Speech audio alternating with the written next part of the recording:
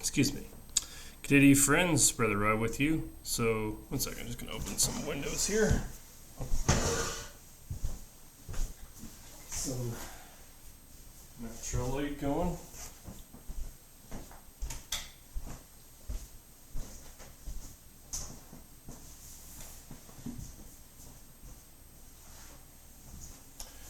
There we go. Oh man, doesn't the natural light make the video that much clearer, doesn't it? Anyways, so what I'm talking about in this video is simply why the resurrection of Jesus is true and why you should trust it. And I'm going to give you reasons why it doesn't make any sense at all for the resurrection of Jesus Christ to be made up. The first reason it doesn't make sense that the resurrection of Jesus was made up is because it's not something you would think to make up, meaning that because a resurrection doesn't happen ever, it's not something you would think in your imagination, oh, you know what, that guy Jesus, I'm just going to lie that he rose from the dead. The fact that it's a supernatural event that exceeds logic, first of all, and that doesn't happen, second of all, would make it a very not very. It would just be something that you wouldn't think of because it's outside the scope of normal human imagination, because it's supernatural. Okay, the other reason it doesn't make sense, Babylon Bee, highly recommend watching that skit they did on, if Jesus' resurrection was a hoax. It's absolutely brilliantly done. It's hilarious and brilliant. Because there's a few things about the resurrection to be a lie that doesn't make sense. The first of all is, there are people who will die for a lie, but no one will die for a lie they know it's a lie. Meaning to say that Jesus, James, and John, as well as others they're not everyone who could verify. Everyone living in that area at that time could verify whether or not Jesus had risen from the dead or not. And one of the reasons it doesn't make sense to falsify lie about the resurrection of Jesus and to claim that Jesus rose from the dead when he didn't was because it could have been falsified, right? So and no one dies for a lie they know is a lie. Now, again, people die for a lie, like Muslims will die for a lie that they've been told. The thing is, when you go back to the history of the early church, Peter, James, John, and pretty much anyone else there could have said, you know what, no, Jesus still in that tomb. No, we saw Jesus rising from the dead. So, it's a weird thing to lie, but the other thing that doesn't make sense to lie about it, so someone could have verified it. And in regards to that, you have the explosive growth of the early church and detailed quite pervasively, especially in the book of Acts, upon the resurrection of Jesus, and so you have the explosive growth of the early church that it would just the resurrection of Jesus Christ rocked the Near East world at the time, and that it just turned turned everything upside down. It was just people were boldly preaching.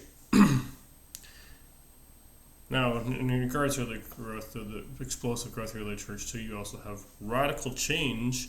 People like Peter, who went from denying Jesus 3 times to giving his life for Jesus and being crucified upside down. Why was Peter crucified upside down? Because he counted himself not worthy to be killed in the same manner of the Lord. And then you've got people like James, who was a nominal disciple at best and thought Jesus was embarrassment to the family at worst. He gets thrown off a cliff, I believe, somewhere, and so he's brutally killed for his faith.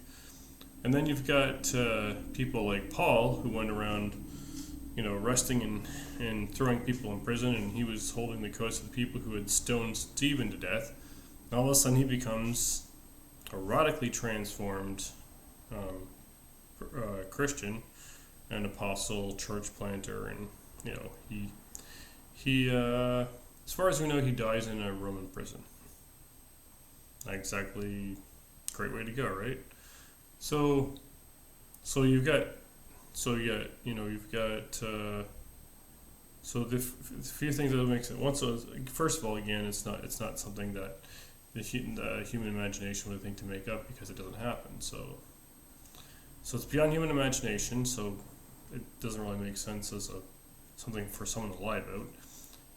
Explosive growth through the church, and people were willing to die for it. And a lot of the people some of those people who died for it were people who could have easily falsified it. Which brings me to my next point. If the resurrection of Jesus Christ was a lie, someone would have said, okay, wait, hold on, this joke has gone on long enough, but we just made it up. Not one recantation. Now, again, I've mentioned this in 2 other videos. I'm going to mention it again because it bears repeating for the sake of argument, is that if you look at the Watergate scandal, and I believe it was in the 70s, what happens to people when you isolate them and apply pressure, psychologically, physically, or both, to get them to say something. Now, if people are lying, eventually they're going to crack, and the Watergate was, because I think they used waterboarding, which is a pretty brutal thing to do. But if you have any sense, you won't put yourself through it. You just okay, I was lying again, blah blah blah.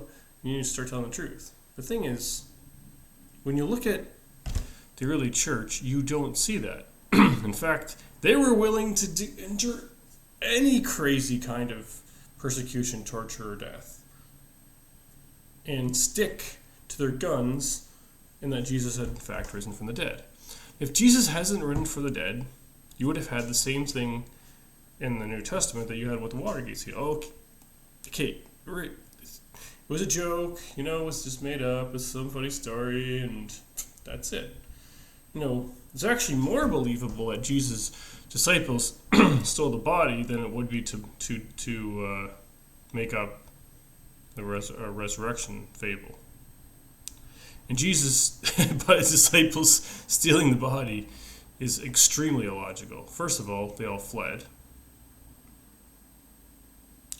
And, they would have had to pay off the guards, roll the stone away, stolen the body, then lie that Jesus was risen from the dead, and then be brutally killed for it. And that makes a ton of sense. Right. So, the only way to account for the explosion of the early church, the death of the martyrs of the early church, and not one recantation of Jesus being risen from the dead, is that Jesus actually did rise from the dead.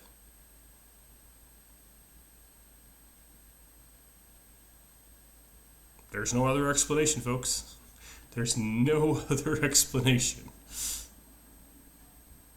Oh, and also, to close this video, it wasn't just the gospel writers that wrote about Jesus. It was everybody. You've got you had Jewish historians like Josephus. You've got other guys like Ignatius, and man, everybody. So obviously the